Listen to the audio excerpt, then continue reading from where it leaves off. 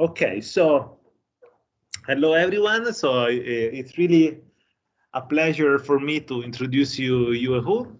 Yue has been a PhD student in Heidelberg, then also postdoc in Heidelberg. She has been a postdoc of the lab. Then she did an experience in Japan, GSPS, for 1 or 2 years. Almost 3. Almost 3. Sorry, sorry. Yue. Thanks to COVID. Yeah, during COVID. And then she moved to Canada and the University of Waterloo as an assistant professor. So it's really a pleasure for me to introduce you, Yue. And Yue, the stage is yours. Okay, thank you, Daniele, for the introduction.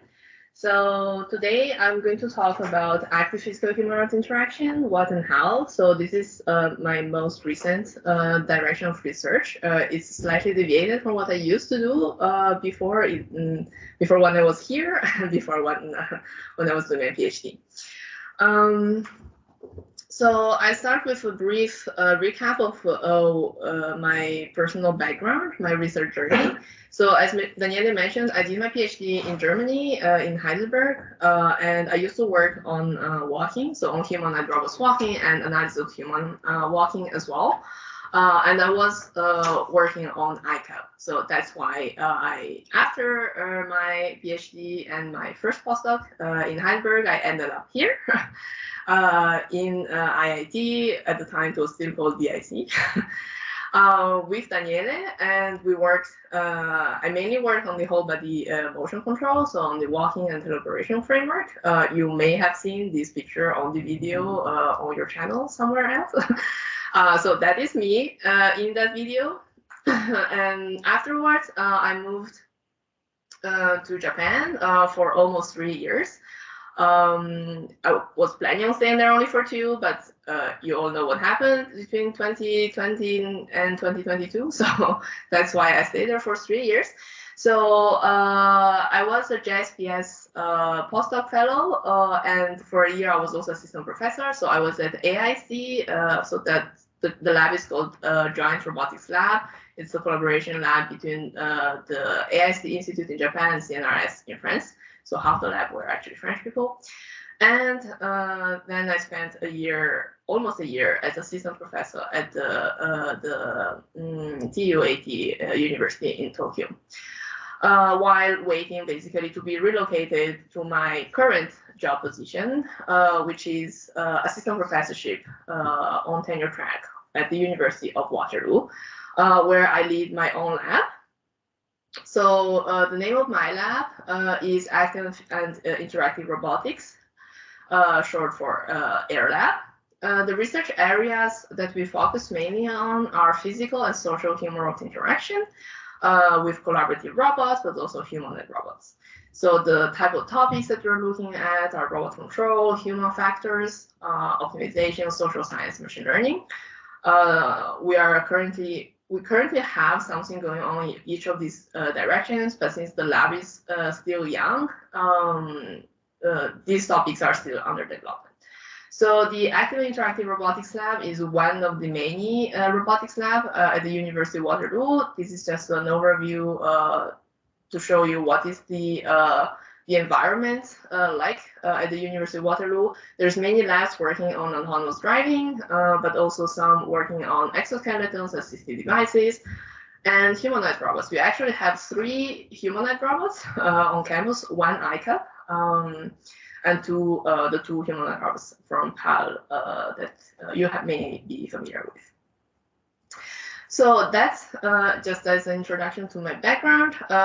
This is an outline for today's talk. So first I will start with a brief introduction about interaction, so human-robot interaction in general, and the approach that I've taken, and some of the experiments that we have run with the data analysis and conclusions on future perspectives.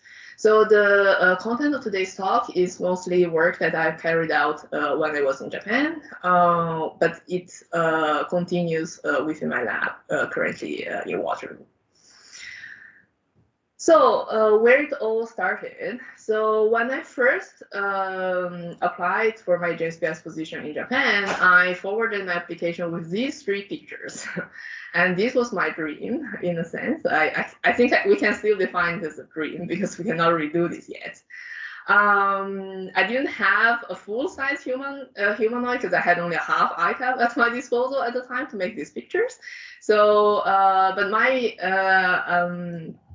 dream was that a humanoid robot, on which I have spent 4 to 5 years of my life on at the time, would have been much more useful in the near future or in the future to actually help people whether to help people walking or even trying to catch them when they're about to fall, sort of like what humans may be doing to help other humans.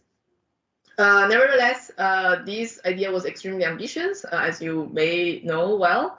So I didn't start directly from there, and I started looking more closely to just start from a human-robot interaction.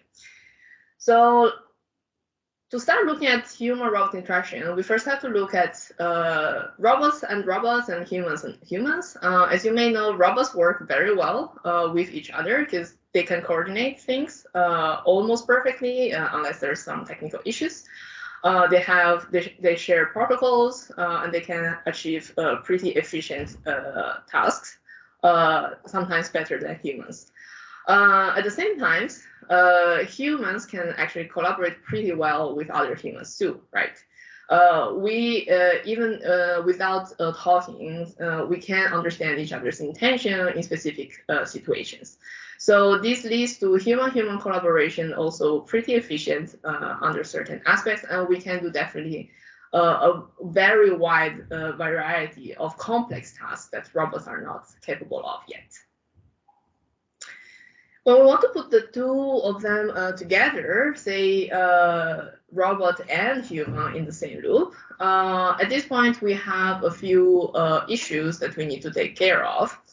Robots are still, robot actions sometimes are not understandable by humans. Their actions are not legible to humans yet, because they are fundamentally very different creatures, if you allow me to say this.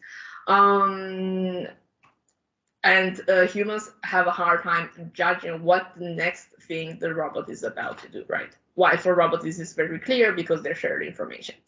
The same thing is valid in the reverse, in the sense that we don't yet have a full understand of what humans are about to do. So the state of the human is still hard for us to predict or to understand.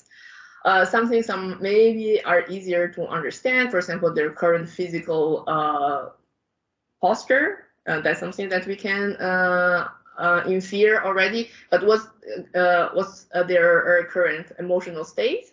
We don't really know that, for example. Or what's going to be their next emotional state based on what the robot is going to do.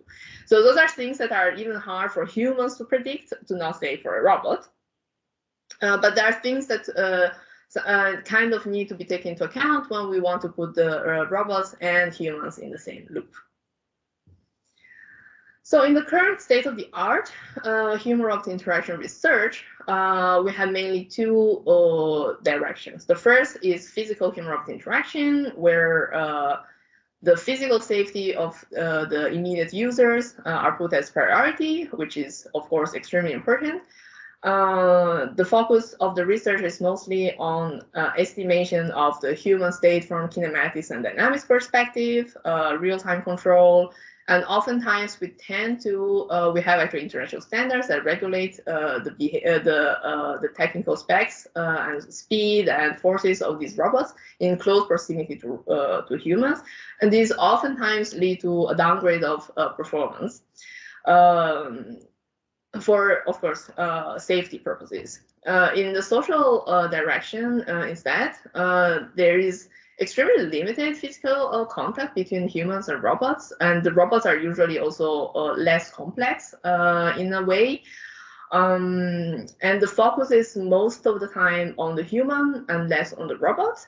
So the focus here is to study what the humans is thinking, their perceptions, how they may behave with respect to the robots, their psychological state, and how much people can accept certain type of robots, certain robot actions, and so on and so forth. But so I still see these two as kind of going in parallel. There's extremely little intersection between them. There have been a few studies out there. I think maybe they are increasing with recently, but there have been a few works where there's kind of an attempt at tackling both conditions, or at least having some physical contact in the social context.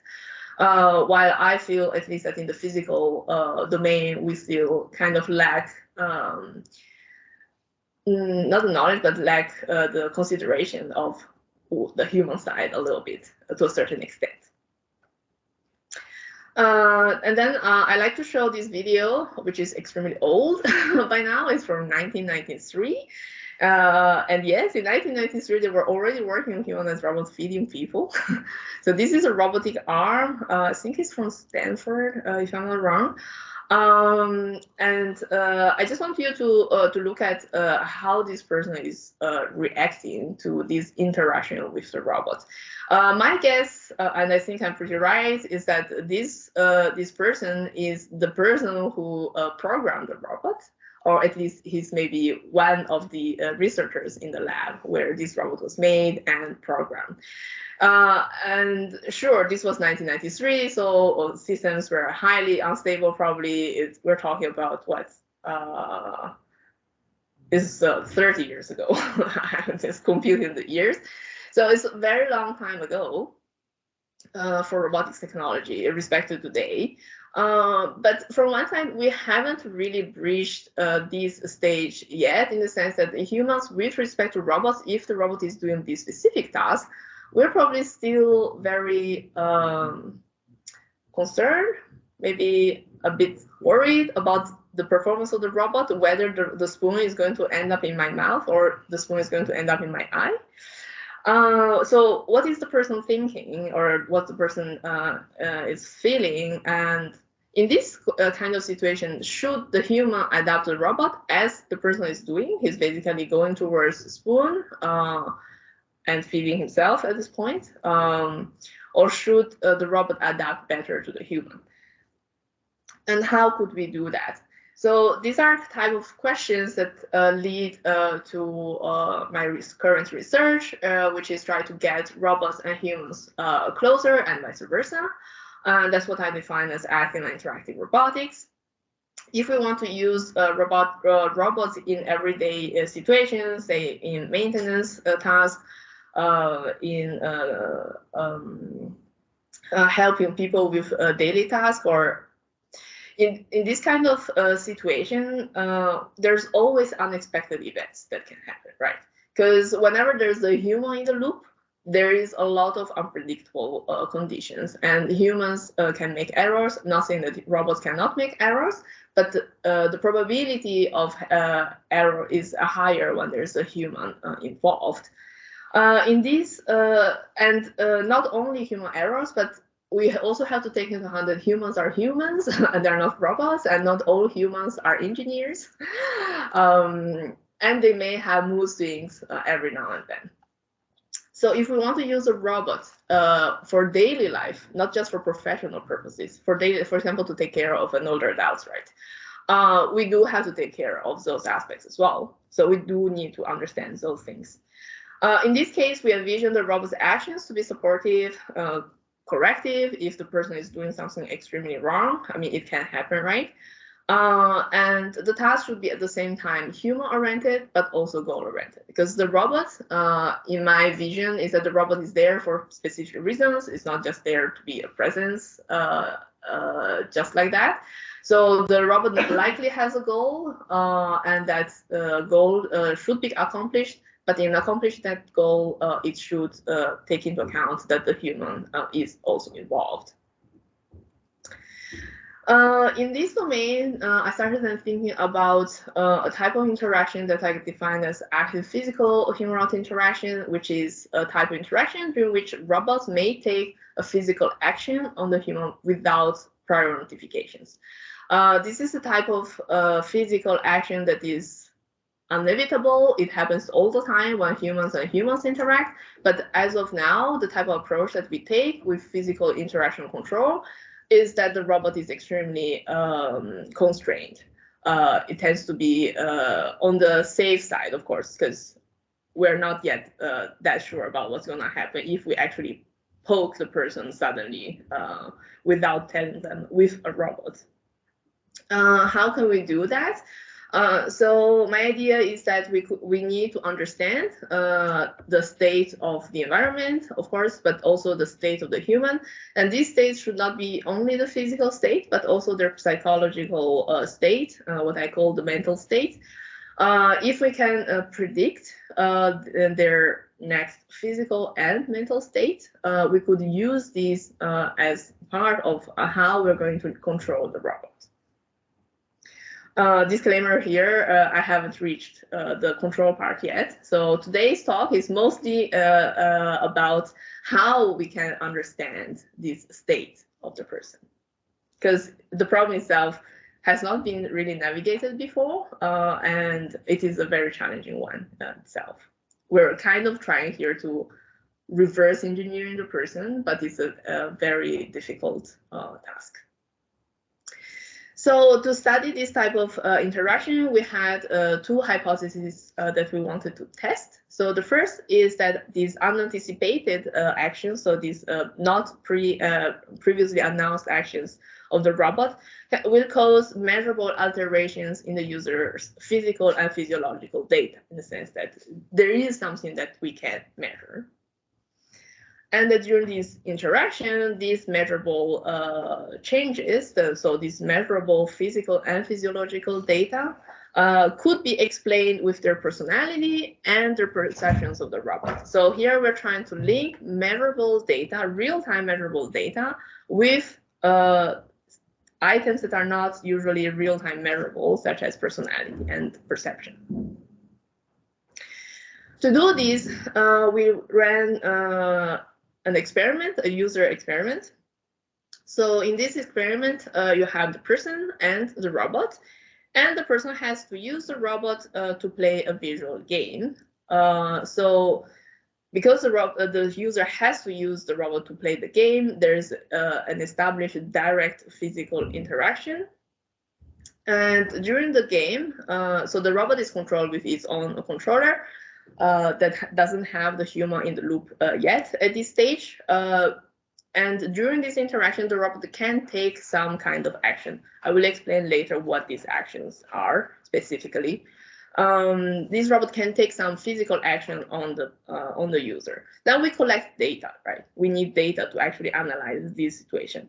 From the robot side, we collect the classic data, so the force, torques, the end effector, the joint angles, velocity, and torques, and so on and so forth.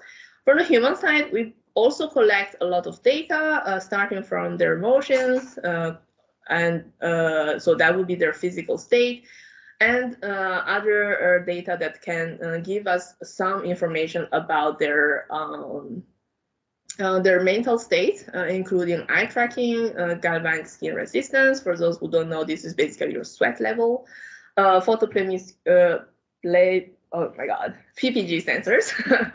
PPG sensing, which is, for those who don't know, your blood pressure, which can be converted as your heart rate. And questionnaires that are basically about the perception.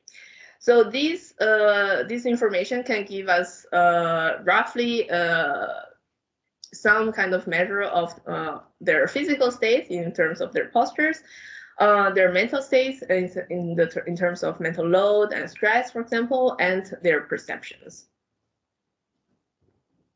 The setup is as follows. So we use a camera-based motion capture system with a total of 27 markers and 13 cameras. We had force plates. Let me see if I can get out the laser pointer. So the red area you see here, that is the force plates. So we asked the participants to stand on the force plates.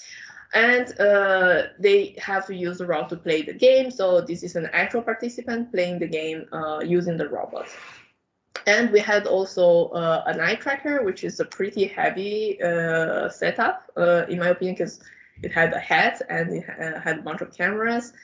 And the one that you see here, that is a sHRI sensor that measures the GSR and PPG. So we ran a total of 2 sets of experiments. The first one was ran at the beginning. So at that time, many things were unclear. So we came up with the experiment where the game was a puzzle game. There's a video after this, so you can see the difference between the 2 experiments. The motion that the person had to perform using the robot was kind of complex. It involved translation and rotation, which was kind of unintuitive. The action that the robot was doing was a kind of a push-pull motion on the user at specific time intervals that I knew, but the user didn't. And it didn't really have any specific meaning, in the sense that it was just as if you're playing a game, suddenly someone comes and pokes at you, right? So this was the kind of physical interaction that was happening. We had a total of 23 participants, and the type of analysis that we conducted was purely quantitative. And from here, we could obtain some interesting results, but mostly it opened doors to more questions. And we had also some pitfalls in the experiment design that we had to address further. Which came then to our second experiment, where we changed the game. We simplified the motion to only a one-dimensional motion, simple, easy, both for the user and for us after to understand things. The action had a specific meaning at this point. I will explain the meaning later on. And we introduced qualitative data analysis. And this is also something that is very important in this type of research, is that we cannot only rely on quantitative measurements, but we need the qualitative assessments. And this time we obtained much better insights, I'd say. I wouldn't say, I don't know when I would be able to say we obtained really solid results, because I think that's very hard with humans involved. So let me explain a little bit better the second experiment. For the first experiment, if you're interested, we have a publication at RAL about that. So for other additions that we did in the second experiment was to give a bonus payment. So one of our issue before was that we felt that people who came to play with the robot, let's say, were not motivated to interact with the robot. You know, they come, yeah, we were paying them for the hour, and they knew that they would have been paid regardless what they did. So they would just come, and some people were just like, oh yeah, it's easy money to earn, you know, we play with a robot, could be a fun experience. And some people were just, when is the hour going to end? So we wanted to increase a bit this motivation for them to actually engage with the robots. So we introduced a bonus payment that was based on their score to motivate them to really play the game. And we introduced a qualitative analysis part, which was based on a semi-structured interview. So this part was done by my colleague and friend, Dr. Naoko Abe, who's a social scientist. She currently works at Naval Labs Europe in Grenoble.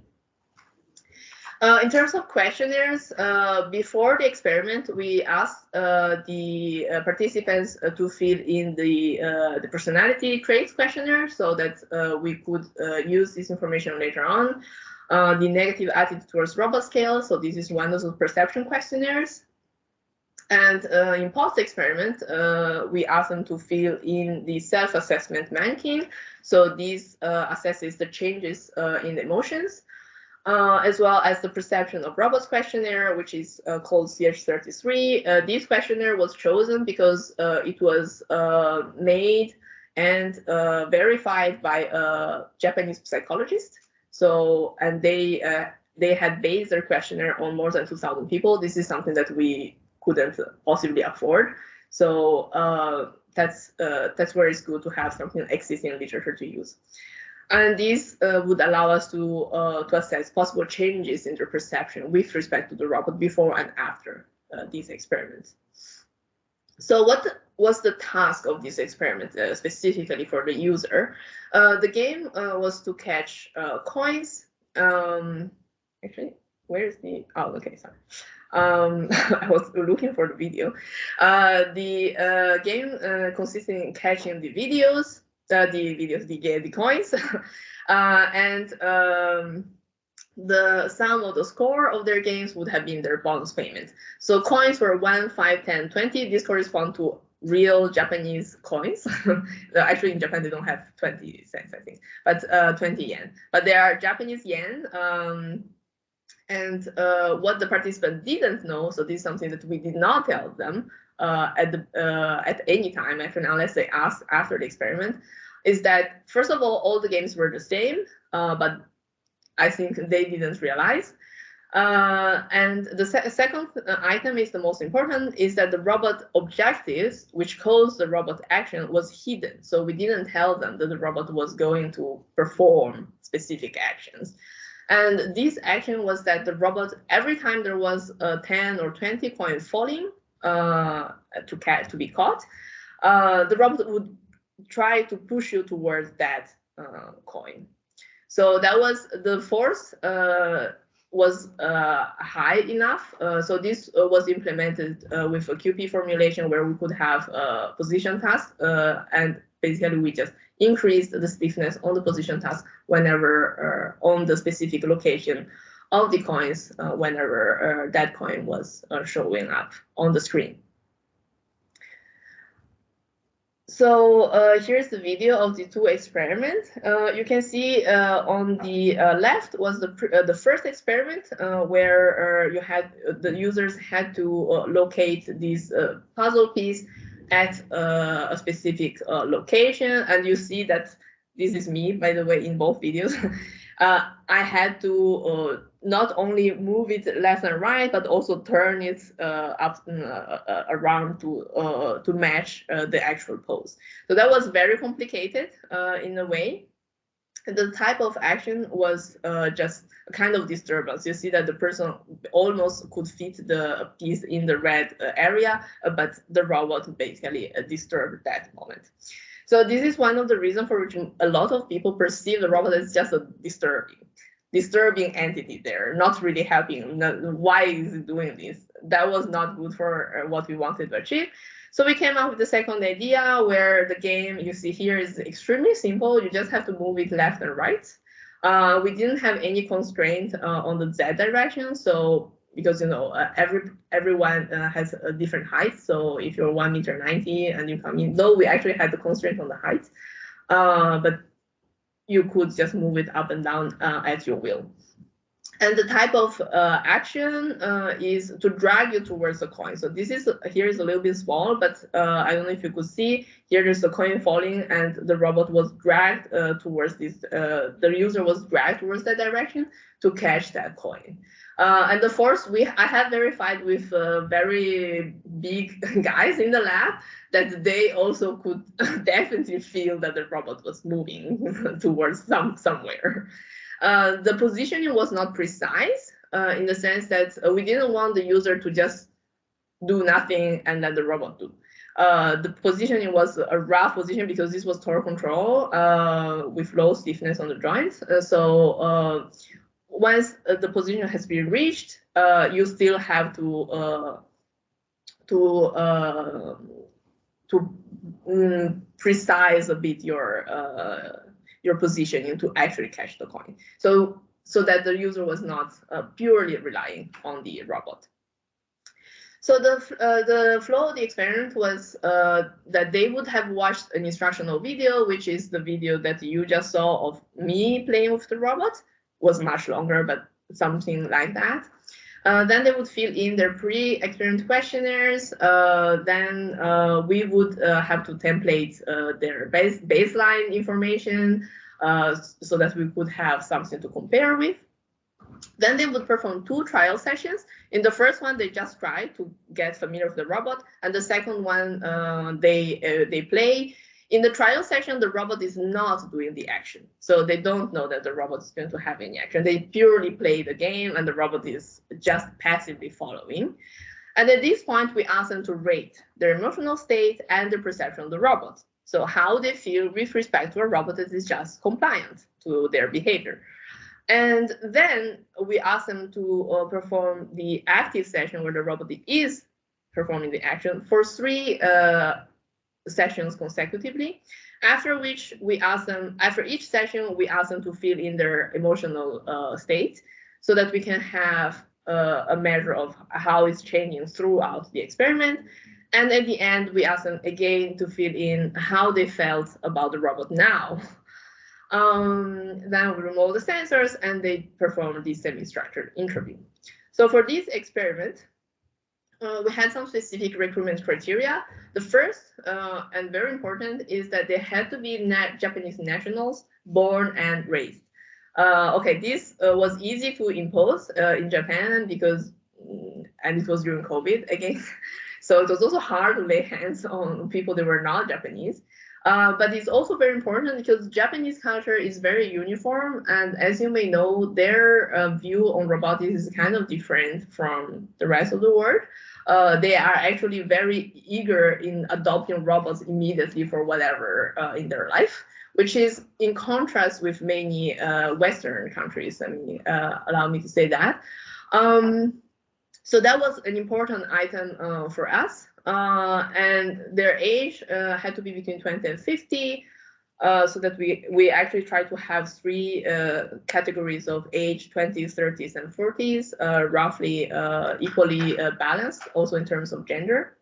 The height had to be restricted between 150 and 180. These restrictions were also coming from our previous experiment where we had a girl who was 140 and she was so tiny with respect to the robot that we were scared she would be hurt. And a guy who was 2 meters and was too big with respect to the robot. So we had, and you know, your size respect to the robot actually changes how you perceive the robot. So we don't want this perception to be overly biased by the difference in size between the subjects, the participants, and the robot.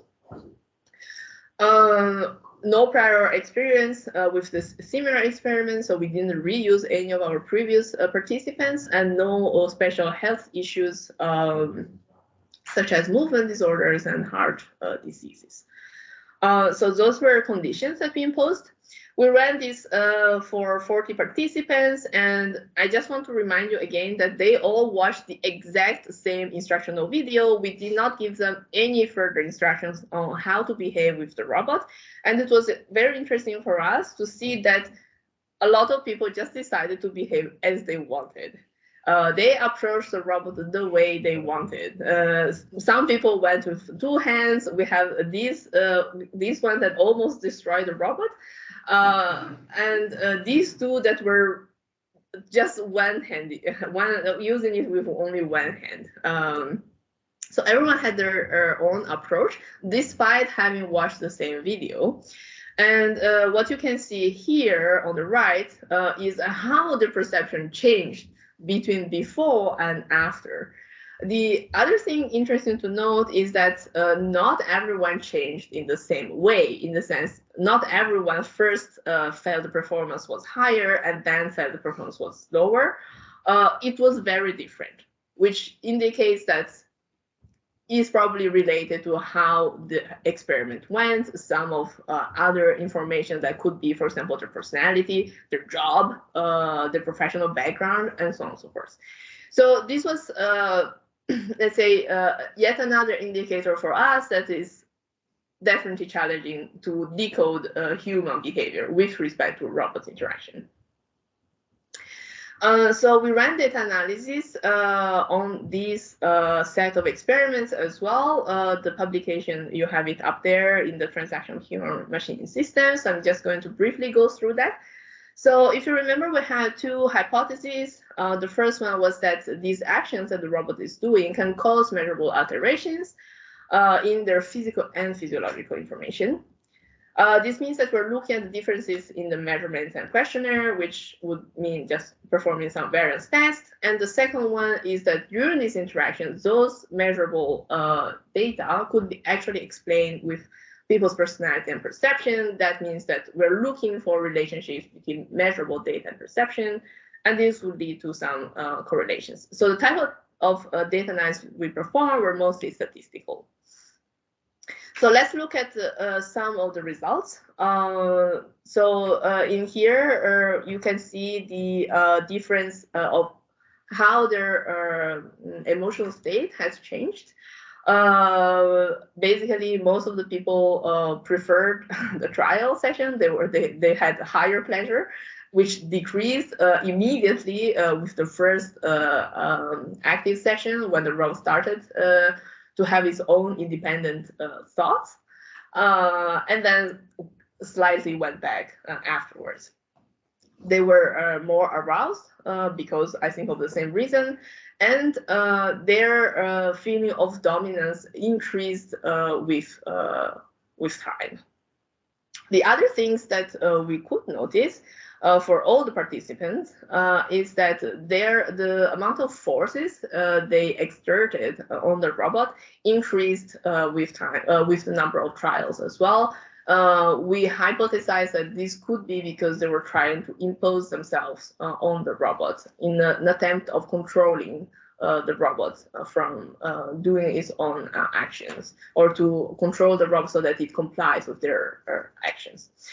We also had an increase in the distance between feet. This was a kind of interesting thing. I think it's because the wider you place your feet, the higher your stability. So if you want to impose yourself on the robot, you need to increase your own stability, and so you're doing that for that. But of course, this is just a hypothesis, pure statistical analysis.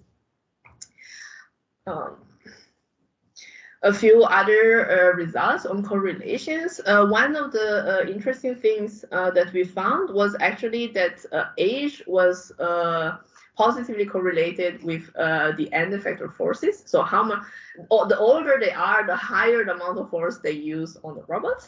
We are still unsure about why. For example, another one that we could see is that the difference in toughness, so this is the difference between the trial and the active session and the end effect force. Basically, the more they felt the robot was tough, the higher the force they would use on the robot.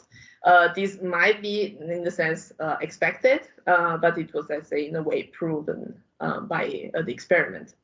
We also performed some variance tests by groups. So here we have a split by age. You can see clearly here again, we already saw it in the correlations, but here we divided really by class, by age class. You can really see the difference between these classes. So people in their 20s really use less forces, and people in their 40s use clearly, evidently higher amount of forces. Again, we don't really yet have a proper explanation for this yet, but it's an interesting finding. The other group is gender, so females versus males. I have to say, overall, across all the factors that we have looked at, and we have looked at many factors, I'm talking only about a few here. There were very few factors where there was gender difference, and these two, I think, were the only ones where there was an actual difference. So the first one is the eye blinking duration. So the eye blinking duration indicates mental load, and here basically what it's saying is that males had lower mental load with respect to females. We also don't really know why here. The other one is the extension of their hands. So this is a normalized number with respect to their height, I think. What it means here is that males had a wider hand extension. It's normalized, so it's comparable. Respect to females. For this, we hypothesize that it's due to a cultural reason, where Japanese women tend to have a much more restricted body behavior with respect to males, and having really exaggerated body behavior is seen as inappropriate in their culture. So we hypothesize that this is the reason, but again, we have no actual proof that this is the case. And I mentioned that how qualitative analysis is also very important. So the interdisciplinary approach in this type of study is very important. We involved my colleague Naoko to conduct this semi-structured interview so that we could take into account social considerations, because humans are hard to engineer, especially if we want to look at their emotions, their perceptions, and so on. So the purpose of this interview was mostly to understand the intention, to understand whether people understood the intention of the robot, whether they found the robot to be helpful during this interaction, and what kind of terminologies they were using to refer to the robot, which is actually pretty interesting. So there were 11 questions in total. It was semi-structured, which means that some questions were not pre-planned. They would have just come according to the answers of the participants. But these are 4 examples of the questions they were asking. For example, their general impression of the experiment, and what they think they were doing with the robot. Do you think that the robot had its own intention or strategy, or do you think that the robot is helpful or cooperative? So the questions were quite direct, and from my personal, let's say, what I originally thought was that everyone would have understood that the robot had an intention, and they would have understood that intention. Maybe because when I ran 3 experiments with the people in the lab, everybody understood, but it was not the case. So only 22 out of 40 really understood the robot's intention. And those people would refer to the robot as collaborative as well. There was then 11 people who did not understand robot intention. We also had some outliers of which data we couldn't use, and some people who didn't say anything about understanding or not. So it was quite enlightening for me that there were people who did not understand. And there were even people who did not even understand that the robot was doing something at all. So we had 2 people who said, I didn't feel anything. And most of the people that understood the robot intention would also feel that the robot was collaborative as well, while those who did not feel that it was collaborative. So in this, thanks to the interview, we also could come to 3 phases through which these participants are going during the experiment. So the first phase is kind of the confusion, like they would say that they were surprised, they were a bit perplexed about what the robot was doing. Some were thinking that the robot was not working properly. And in the second phase, that would be the negotiation. They would try to adapt in a way to the robot. And then the third would be acceptance. Sorry, I'm not sure what happened. Would be acceptance, where whether they understood or not, they would cope with whatever is happening, because they need to finish this experiment. And I don't know if that's... do I have to? Okay, sorry. So based on those groups identified by Naoko, we could... Also, you cannot see what I'm seeing. Okay, then no problem. I have a window that is appearing in the middle of my screen. We carried out further statistical analysis that targeted those groups. So people who understood the intention and people who did not understand the intention. One of the interesting things that we noticed is that I think it's kind of clear that people who found the robot useful did not use as much force on the robot, because they would try to cooperate with it. But one of the things that we found very interesting is that this was there was a significant difference in personality, especially on the extroversion trait. So people who were extroverted would more likely to understand what the robot was doing, while those who were more introverted were less likely to understand what the robot was doing.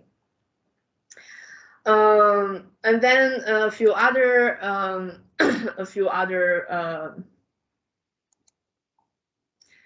so actually it was not about understanding intention, it was about finding the robot as cooperative or not. In the case of the intention understanding, we saw also some other interesting differences. For example, the distance of their supporting hand. So you have seen in the 4 videos I showed earlier of the participant, some would hold both hands at the end effector, some would have only one hand, some would put their hand, for example, around the elbow of the robot. So this distance is a kind of interesting indicator for us. And apparently most of the people who did not understand the robot intention either used only one hand or they had their supporting hand really far away. So these are interesting observations for us that can give us some insight on how people behave with respect to the robot and what they might be thinking about while they're undergoing this interaction with the robot.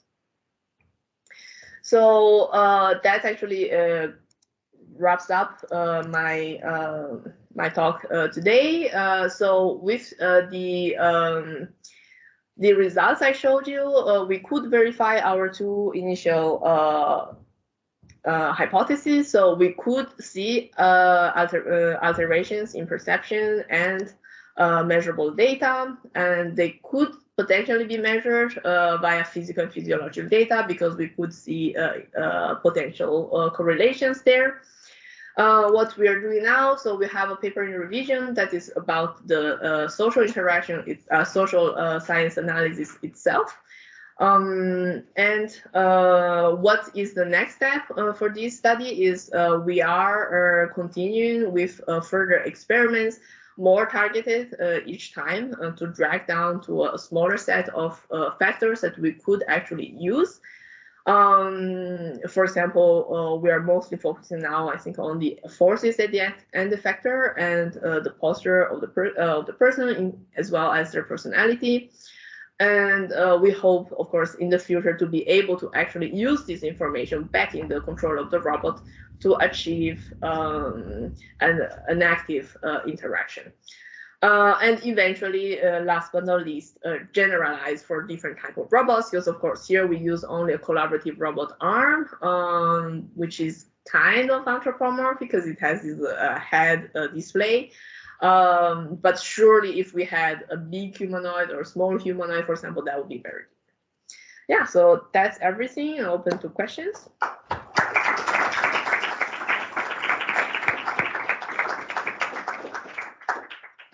Thank you, Yue. So any question from the audience? So I break the ice.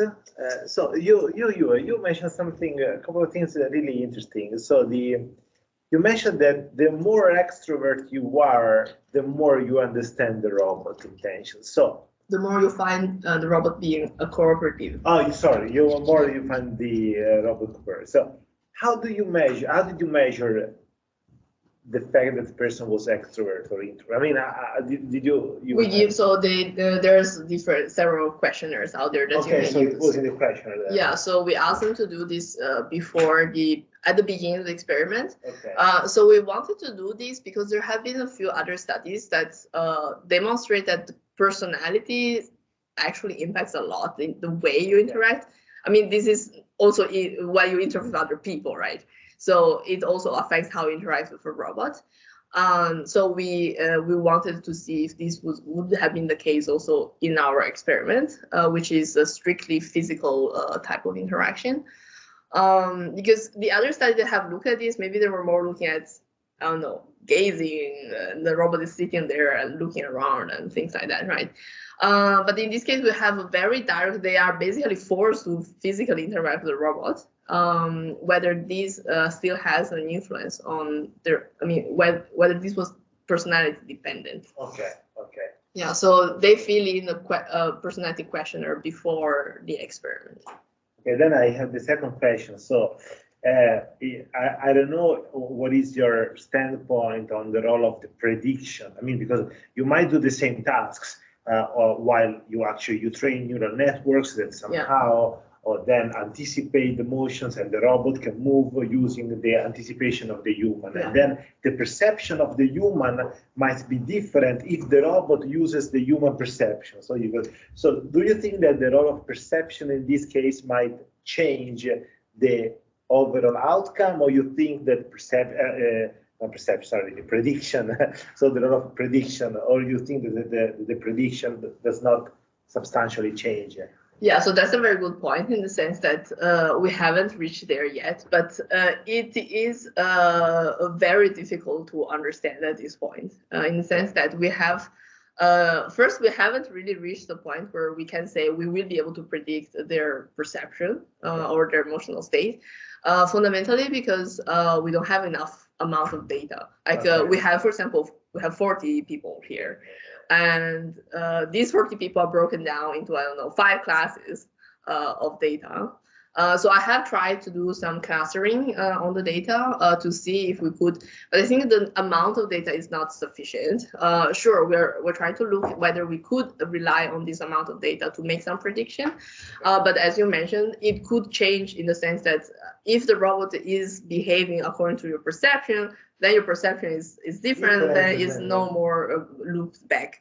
And the same thing goes for, this was a one-time in-lab experiment, but in any realistic interaction condition, it's unlikely, unless it's something that is roaming on the street or in a supermarket you meet once now and then, the interaction is probably a long-term one. So looking at the long-term interaction is another thing that will definitely change. So I think here what we're trying to do is more to see, can we even use this information to try to predict those information? Because if the answer to this is no, then there's no point in trying to do that. Okay, and because I haven't really seen anyone trying to do this, I was like, okay, so can we do this or not? And that was what led to this series of experiments. Okay. Any question from the audience? Yeah. At the beginning of the presentation, you mentioned the question, should the robot adapt to the human or the other way around? I wanted to ask you your opinion on that. So if the human should have always the control in the interaction to allow the robot to be predictable, or you think also the adaptation of the robot to be I think that if we really want to live with robots, let's say in a way, then it won't always be productive to have only robots adapting to humans, right? It's as if you have a permanently submissive creature or whatever, helper around you. It's very dependent, I think, on tasks. And as I mentioned also at the beginning, humans make mistakes. So should the robot adapt to your mistakes? Is that proper thing to do? Probably not. So at some point there will be a trade-off where the robot should have some kind of judgment, maybe. Using the word judgment is very, I mean, let's put it in quotes, quote unquote, judgment. Yeah, so I think at some point there will be the need. So that's also why I want to look at the situation where the robot is doing something that you were not expecting. So the robot may have to do something that you were not expecting because this something is good for you. And so they should not be only submissive. They should take active part in this, whatever collaboration or co-living is, right? Another question? Yeah. It didn't address the topic of communication between human and robot. which is a very important aspect of human-to-human interaction. So, for example, did you consider enabling the human to ask the robot to help him during the experiment, or the other way around, or the robot to tell the human, I'm going to help you, so let me take the lead? Yeah, okay.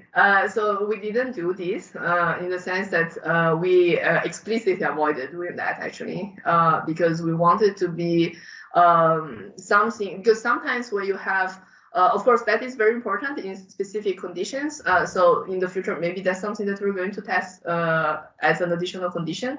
But there are moments in which you will not ask, right? For example, I'm about to fall. Will you ask me while I'm falling, hey, do you want me to help you? That's too late. So there are sometimes which interaction goes so fast that there's no time for such communications. So if it's a pre-built relationship where, you know, you, I don't know, fill in a questionnaire saying, yeah, I agree that the robot will help me, something like this, could be something like that. So, but the situation that we were trying to look at was more the one where you need help on the immediate moment, and there's no time to have that proper communication before that. Okay, so I think that, yeah, we stay within the hour. So in the case you have any other question, the Yue is going to be here. Let's thank you again. Thank you very much. Thank you.